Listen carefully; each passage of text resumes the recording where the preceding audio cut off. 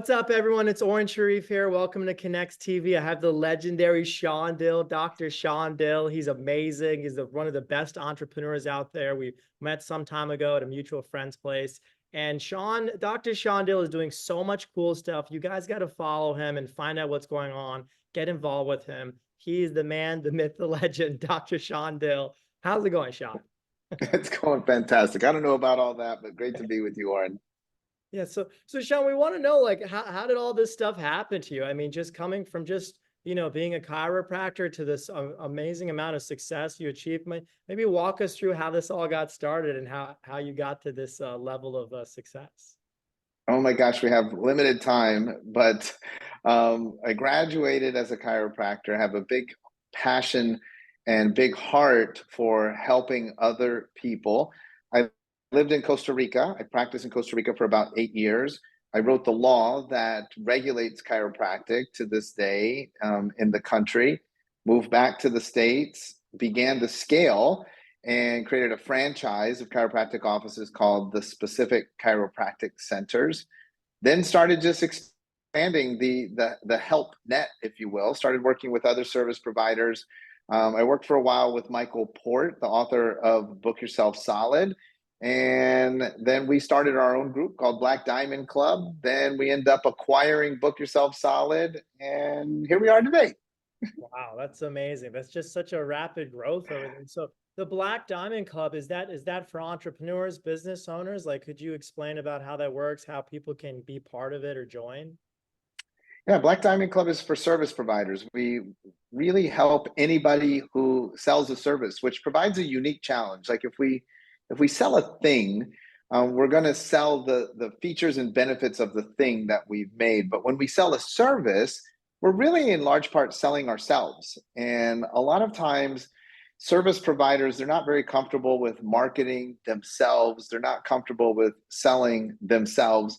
And that creates a problem. And my wife Lacey and I, we realized that the world's greatest service providers, they live in relative obscurity. It's sad. I'm sure the greatest healers of the world, nobody really even knows about them, just simply because the people that we know, they embrace marketing and sales. Not a knock on him. I've met him personally, but look, nobody really knows unless you're really studied this what type of doctor Dr. Oz is. Yet he's an authority. He's on television. So that establishes him as an authority. That doesn't mean he's the best doctor. It means that he market and sells himself effectively. And so whether you're a financial advisor, an accountant, a lawyer, a massage therapist, a physical therapist, a chiropractor, you need to embrace marketing and sales. And so we teach that so that you can live out your calling of helping as many people as possible and making as big an impact as possible.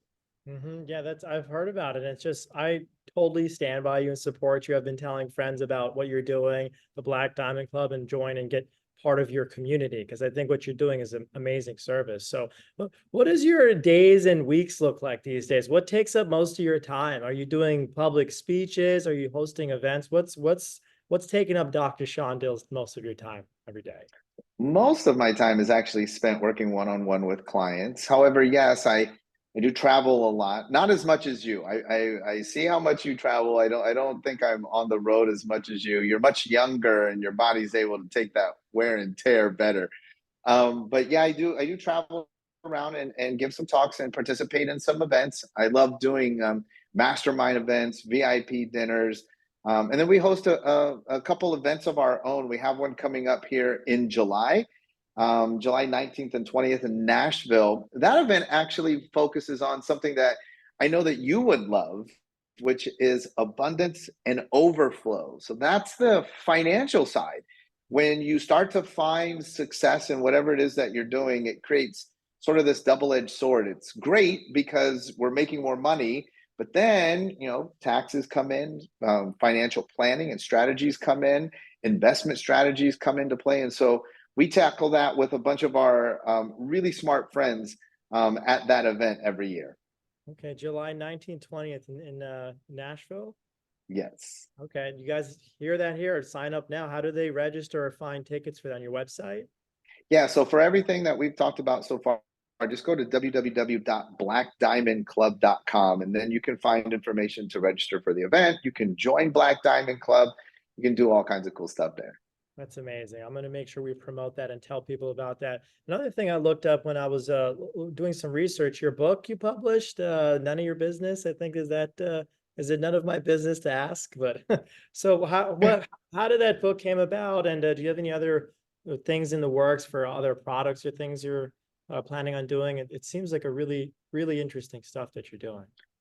Well, several years ago, we were in the office of Jay Abraham in Mhm. Torrance, and we were having a conversation just like this. And Jay looked at me and he was like, "Man, you got to write a book." I was like, I must have made a face. I said to myself, I didn't use my words, but I said to myself, I'm not writing a book. And he looked at me and he said, "I can tell you don't like that idea." And I was like, well, not that I don't like it. I just can't see myself sitting down and writing a book. It's just I don't see it. And he was like, well, there's a lot of ways to write a book. And so I kind of tabled it. Happened to come across and meet at one of our events, Tucker Max. He was speaking at one of our events.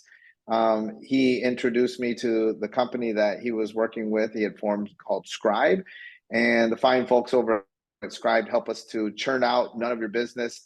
And again, it was written to help service providers fall in love with the idea of being an entrepreneur. And so anybody who's like, it just feels icky, well, let us take a stab at it, grab the book, and let us see if we can romance you into loving the idea of self-promotion and self-selling, really so that you can reach as many people as you were put on this planet to reach. Yeah, you guys heard it here. Grab that book, None of Your Business, right? And that's on Amazon and everywhere else you can get on your website. So you guys, very good book if you need help in entrepreneurship, like you suggested. And speaking about entrepreneurship, it's interesting because when I met you, your background, chiropractor to pretty much full-blown entrepreneur doing everything under the sun. What was that jump transition for me? Because a lot of people watching are, regular dentists, doctors, and they're just maybe one day dreaming of becoming like you. How did you transition there? And did you have any help, any mentors, people kind of helped you along the way, or possibly family or someone, maybe some roots in entrepreneurship? It's very difficult to just become an entrepreneur. Yeah, so I mentioned him earlier. It was Jay Abraham who really sort of planted these seeds of taking ideas that work in one industry and applying them to other industries. And he's just phenomenal at that. He works in so many industries and his teachings blend across. But I always tell people, the drive-through was actually a banking concept initially. Then the restaurants saw it and they applied it in the restaurant world. Today, most people think of it as a restaurant phenomenon or restaurant concept because the banks in large part have abandoned drive-throughs because they have like drive-up ATMs. And so I became fascinated with this. I wanted to grow our chiropractic offices by leveraging things that were working in other spaces. And so I began to realize like I was accumulating a lot of knowledge about what's working in one space and then applying it in other spaces. And then, mostly I was applying it into chiropractic, but then I realized like, why not share these things out with the rest of the world? And, you mentioned like dentists. Dentists typically learn business from dentists. And I'm like, well, man, it would be smart for a dentist to learn business from someone else who is having success in a different industry, because dental business coaches are going to give you dental business coaching advice. Mhm. And I was like, man, I wish that I could just provide some neutral advice about what's working in one service industry and apply that and help people to apply it across. Whether you're a lawyer, a realtor, any of those things where you're selling yourself, we would want to know what's working for everyone else. Dentistry is a great example too, by the way, because they've really captured their market share. When you tell somebody I'm a dentist, people aren't like, oh, they're like, oh, that's cool. And so how do we get people to say that about accountants and lawyers and every other service profession that exists out there? And so, yeah, that's what really gets me excited and gets me passionate. Yeah, I mentioned that my uncle is a dentist in Orlando. He's got a big practice, 40, 50 people that work there. So maybe I'll introduce him to you. But, I think the service you're offering the community is so amazing. So people could technically hire you as a business coach, consultant, and you could mentor them too. You offer those services to people, maybe younger entrepreneurs. Yeah, so for the young entrepreneur that's just getting started, we typically place them in Book Yourself Solid. That's kind of the starting ground. You've got to get the plane up to speed on the runway. You've got to have a little bit of velocity before you can take flight, and that's what Book Yourself Solid really is all about. People that are maybe attempting to tackle their first six figures. Once you hit that six-figure mark, you're like, wow, maybe I could explore, what a million feels like, or multiple millions of dollars. And honestly, in the service space, in order to do that, you have to learn scale, because there's a limit. If you're a dentist, there's a limit to how many people you can put in that chair every day. If you're a personal trainer, there's just a limit to how many people you can train in a day. And then you have to explore scale, whether that's group coaching, multiple locations, multiple providers. That's what Black Diamond Club is about. And so, yeah, people work with me. Typically, they're working with me more once they arrive at that scale side. And we're really trying to do big things once we reach there. Okay, that makes sense. And talking about scale, perfect transition. What was it like for you, Dr. Shawn Dill? I mean, you're much further along than I am. I'm still very young. Hopefully I'll get to the level that you're at. But what was it like when you're like coming up on the rise up, the hustle, and then that point where maybe you think you've probably made it a little bit and you finally have financial success, and let's say you achieved some dollar amount, maybe over a million or something that you've always wanted to get to. What was that like for you? Did you know you always wanted to get to some level of success, like you wanted to make $20 million or something like that? What was that rise for you like, and then reaching that point? Or in life is interesting, right? As we age, and we hear this in a lot of areas, but depending on where we are on that timeline, sometimes it's just kind of hard to fathom or hard to swallow. And so when you're young and you're driven, much like I mentioned your travel schedule and your efforts to reach so many people and impact so many lives. We can fall in love with this idea of the grind. And for many young entrepreneurs, it's been very popularized, like, right, you've got to rise and grind. I've always said, there's no glory in the grind. I don't ever want my life to feel like a grind. And so the first thing is, I think that it's very important that we find something that we can do that doesn't feel like work, that feels more like play. We know that we enter into a state of play when we lose track of time and space. This has happened to you many times when you're working on something and you're like, oh my gosh, is it 6 o'clock? I didn't even eat lunch today, right? Because we just lose ourselves in that. That's when you're in a state of play. All of us have also found ourselves in a state of work, in the grind, where literally time is going so slow, right? And oftentimes what we do is we trade that for money or for things like, oh, I like your car. I love your suit. You're so dapper, which you always have phenomenal fashion, by the way. But as you grow older, you realize, like, man, I've got to do things that ultimately just bring me joy and bring me happiness. Now, if that's money, nothing wrong with that, right? And so I applaud everybody who's trying to track those financial goals. And I've had those. But what happens is, this is the cliche part. When you hit that, you realize, like, I don't know if I'm like much happier at 20 million than I was at 5. So what would I change in order to be truly happy? And I will say later in life, I've really become to value, and actually I'm extremely introverted. And if you observe me, we've been at events where there's a lot of people. I have to force myself to go around and talk to people. It's very easy for me to just sit down with my friends and just let the event sort of happen. Um, I think that there were two events, one where I was more hosting and forced myself, one where I was not the host. And I don't think I really saw you at the second event. I saw you come in, but I wasn't working the room, if you will, because I've learned that I value long-term relationships. And I love to find people with whom I can collaborate long-term. I like to tell people in business, I don't do anything once. If you're asking me, like, can you come out and share with my group one time? Like, that's not that interesting. But if we're working towards building a long-term relationship where we're going to do things collaboratively long-term, that's actually, for me, more valuable than your investment portfolio, your real estate portfolio. It's having people that when you do hit those things, it's great to be able to call Auran and, one, celebrate. Next time I see you, maybe we share a cocktail or we share a meal together and have that connection. That for me is far more valuable than, sitting in the penthouse and having a big fat bank account that you just check on your phone and you're like, there it is. Now what, right? It's kind of like Scarface. Remember that scene? Is that it? Is this it? This is what we did all this for? It makes sense. So relationships is very important to you. That's the most important thing, is having those relationships. Financial success is great too. So relationships, how do you do it all, Dr. Shawn? You just seem like you have everything. You have a nice family, you have stuff. How are you able to balance all this stuff and have this life? Because like you said, people in this hustle culture, they're just grind it out. I know myself, all I did was grind and had a terrible heart condition because of that. So I'm kind of reinventing myself to, you know, every area in life. So how has it been for you? Were you able to manage your friends, your money, your family, everything? How'd you learn to do that?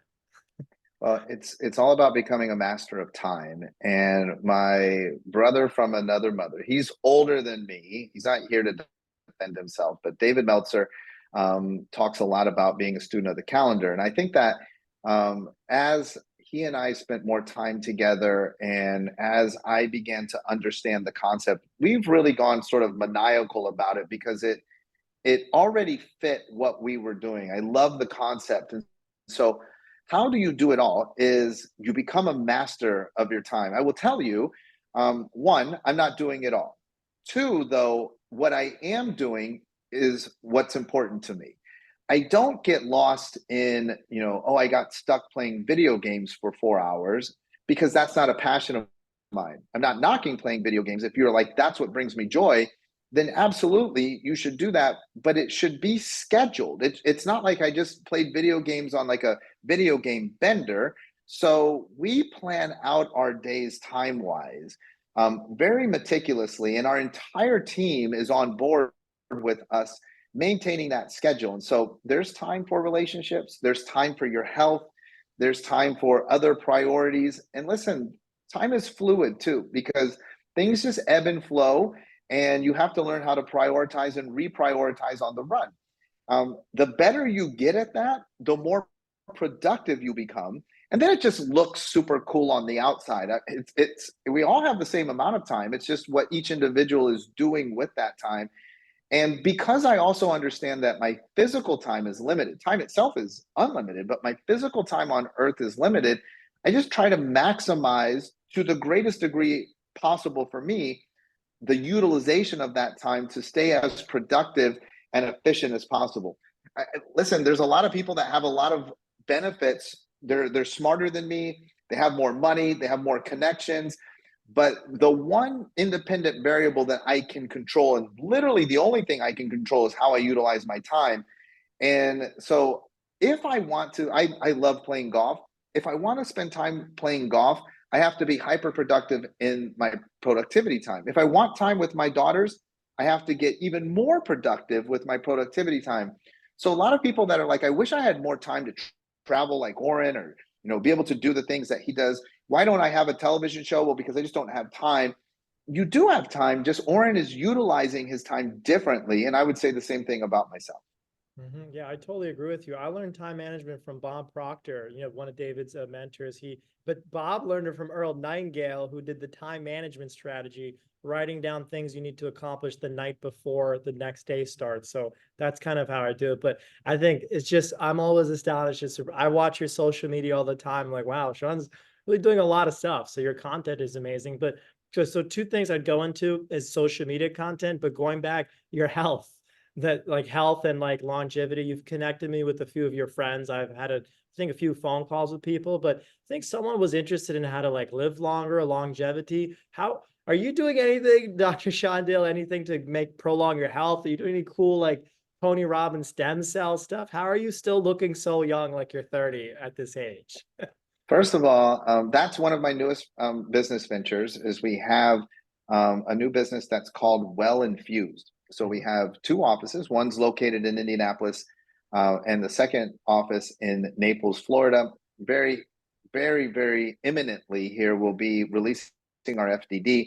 We have approximately 90 people on our wait list looking to open a Well Infused center. So I believe we'll see the proliferation of these centers all over the place. The idea there is I'm very big on IV supplement consumption. But our bags are well-infused centers are functional fusion lounges. What that means is that our IV bags are not like when you just walk in and you pick, I'll take the immunity bag. Our bags are built around the needs of each individual. And so there's blood testing, and then we figure out the nutritional deficiencies. We build the bags in order to supply you and get you back into normal levels. We also do hormone replacement therapy as well as stem cells. I'm really big on a couple of things. I'm really big on red light therapy. I'm really big on cold therapy. I'm really big on peptide therapy. And I'm really big on, even as you get older, just getting your required movement in. I don't think there's a lot of, I don't think there's a prescription for each individual. Should I lift heavy and few reps? But you need to move, because as we get older, we lose our movement. We become stiff until we get the ultimate stiffness, Auran, which is rigor mortis, right? And so we're trying to maintain that movement in our muscles and our joints. And I think that's essential as well. Listen, I also think that, it's interesting in the world that we live in with regulated healthcare all over the entire world. Probably much like we talked about earlier, the coolest things that will keep us around forever are probably stifled a lot by big pharma. But I think that we're seeing a shift in the consumers' attitudes about health, that people are beginning to realize it's not just symptomatic relief through pills, potions, and lotions. I honestly think that the kids that are being born today, the current generation, they have a shortened lifespan. But I do think that technology, I think we're going to see, the centurions being more the normal because of all of the breakthroughs that are coming, and not just with drugs, but with the understanding of how we can maintain our youthfulness, our longevity, which is not just living. Because I don't want to live to 110, but in a bed, right? I want to live to 110 on a golf course. And I think that we're beginning to see that become more and more a possibility. I'm super pumped with the stuff that's coming out in health and wellness today. Yeah, I want to get involved with that. I want to try the bags and do that. I'm very health conscious now, Dr. Shawn, after my heart thing that I had. I want to live another long time. So if you have any ideas on that, that'd be great. I'd love to get involved with you and help promote that also. And if you need any type of research, NIH, I'll get you in there. I'm trying to get your friends in there too. So, man, that's just really great stuff that you're doing. I was going to move into the next thing in health, your content, your social media, you're doing all this stuff because you're doing excellent at that. How has that been helping you, your social media, your Instagram stories? I'm sure you have a team, but have you been able to utilize the new, social media? This is like a big thing in 2024, 25. Like, how do you think that's going to impact your business and your marketing and your brand for yourself? Well, I think just like how time is the great equalizer on an individual level, I think that social media is the great equalizer on a business level. What's amazing is that, you get to post just like Tesla or Coca-Cola or McDonald's. It's a level playing field there. Yeah, the Shawn Dill brand, I don't do any SEO because nobody's going on to Google and looking up my name, but we can still leverage the platforms to share a message. And when it resonates with people, then that message can grow, proliferate, reach more people, make an even bigger impact, and then eventually drive business. I think that, at least in the world that I live in, personal brand is critical. Having one, thought about it, and then two, delivering it. For me, personal brand is controlling the way people think about you. So I always ask people, like, when you show up, when you walk into the Fontainebleau, you want people to be like, oh, look, it's Auran. And then there's something after that. Like, what do they say? And you get to control that. So you get to say, I want them to say, look, it's Auran, the most generous person that we see here at our hotel. Well, okay, well, then we need to tell that story of generosity on social media so that becomes the narrative. And so literally whatever it is that you want to establish as your personal brand, you establish it, and then you brand it on social media. And that's literally like what we try to do. Listen, I'm 52 years old, so you're right. I have a team of people that understand this, much better than I do. But at the same time, like, I do understand the strategy and I do understand the importance of it. And the other thing that people say is, oh, like, how do you create so much content? And the reality is, we don't create content. Every single one of us is just a walking and talking content. We're making content right now. If you give me this recording, my team will put this on social media. We're constantly making content. So I don't think it's so much making content as it is capturing the content that we're making, which again, I've seen you do a great job. How difficult is it for you just to consciously say, I'm going to be in LA. I'm going to bring somebody to capture that content, hire a photographer off of Craigslist, or at the very least, I'm just going to pull out my phone over the course of my travels and capture. It's not creation, it's content capture that really bogs us down. And if we could just get better at capturing our daily lives.